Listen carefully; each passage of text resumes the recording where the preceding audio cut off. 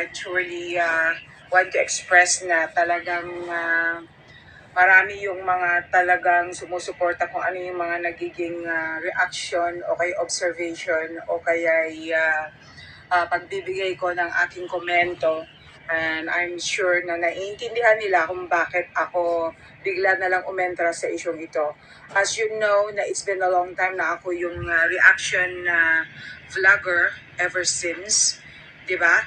At alam nyo naman, I know na talagang binabatikos ako, lalong-lalo na yung mga tao na nasasagasaan o kaya na nagkakaroon talaga sila ng feeling na talagang sila ay natamaan. Okay, so kung ano man yung mga tao na biglang nag-react din sa mga nabitawan kong mga salita regarding this issue, well, kung nasyak kayo, I'm sure na makapag-isip-isip naman kayo, di ba? Ang sa akin lang naman, nagbibigay lang naman ako ng reaction at saka opinion at obserbasyon, okay?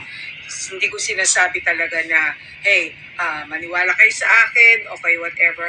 Ang sa akin lang naman ay nagbabase lang ako kung ano yung mga pangyayari, nagbabase ako kung ano yung mga nandyan at na-publicize nyo dyan sa social media, okay? Lalo-lalo na yung mga videos na pwede nating pagsamasamahin in order to have a final analogy or kung ano man yung magiging effect ng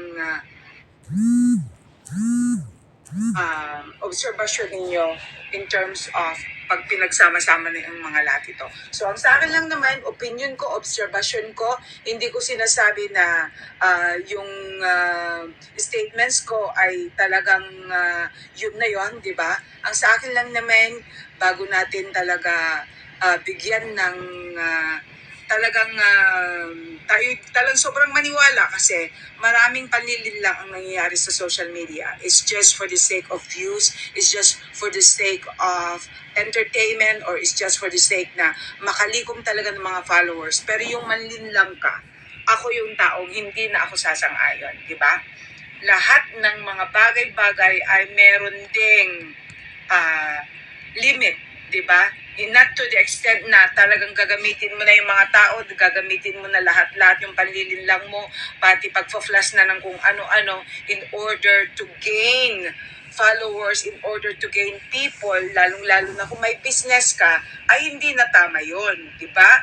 Kaya, ang sa akin, ginigising ko lang naman yung mga mata ng mga nagtatangkilik o kaya yung mga viewers o kaya yung mga nabibiktima na sana bago sila magpabiktima o bago sila ulit magpabiktima, eh kailangan they have to consider kung ano yung mga points ko din. Diba? I have no intention to malign anybody's reputation. Okay? Ang sa akin lang naman is my reaction, observation, and alam nyo na, di ba? Kailangan talagang kung sino yung gumagawa ng hindi na tama, eh, kailangan talagang matuldukan, di ba? Kung anong ginagawa niya, di ba? Patuloy pa rin kung anong mga dapat niyang gawin sa buhay, pero yung mga kabalbalan, yung mga hindi na dapat na gawin, di ba, yung mga illegal na, eh, dapat talagang tingnan din natin kung ito ba'y tama o hindi, di ba? Nasa inyo naman ang desisyon eh. It's not me. It's always gonna be you. Kung sino yung magde-decide kung kayo ba ay papatol, kung kayo ba ay maniniwala, o kaya kayo ba ay pabibiktima. Yun lang naman ang point ko, di ba? Yun lang ang point ng isang mistika.